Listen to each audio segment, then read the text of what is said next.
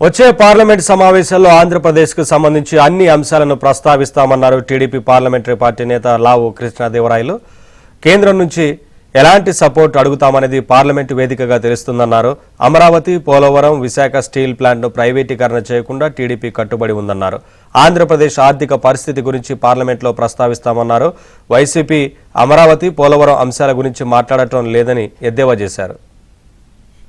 ఆంధ్రప్రదేశ్లో నోటీస్ చేస్తే సరిపోదు. ఇక్కడ పార్లమెంట్లో కూడా ప్రతి ఒక్కరు కూడా తెలియాలి. తెలిసిన తర్వాత ఆంధ్రప్రదేశ్ అడిగే సపోర్టు కేంద్ర ప్రభుత్వం వైపు నుంచి ఏదైతే అడుగుతా ఉన్నామో దాన్ని ప్రతి ఒక్కరు కూడా సమర్థిస్తారని చెప్పి మా నమ్మకం.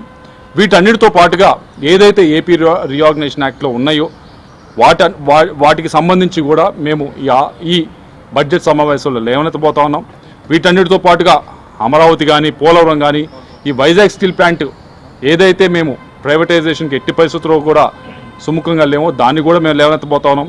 వీటితో పాటుగా పాపులేషన్ సెన్సస్ గురించి అందరూ అడుగుతూ ఉన్నారు, కానీ ఆంధ్రప్రదేశ్ నుంచి మనం స్కిల్ సెన్సస్ గురించి అడుగుతూ ఉన్నాం. దీన్ని కూడా మాట్లాడబోతూ ఉన్నాం. రైల్వేస్కి సంబంధించి, రోడ్స్కి సంబంధించి ఇవన్నీ కూడా ప్రాజెక్ట్స్ చాలా మటుకు శాంక్షన్ అయి ఉన్నాయి. వీటన్నింటినీ గురించి కూడా ఏదైతే కొద్దిగా నత్తనరగా నడుస్తున్నాయో గడిచిన 5 సంవత్సరాల నుంచి రాష్ట్ర ప్రభుత్వం నుంచి భూమికి సంబంధించిన డబ్బులు ఆగిపోయి ఉన్నాయి. వాటి గురించి కూడా మాట్లాడబోతా ఉన్నాం.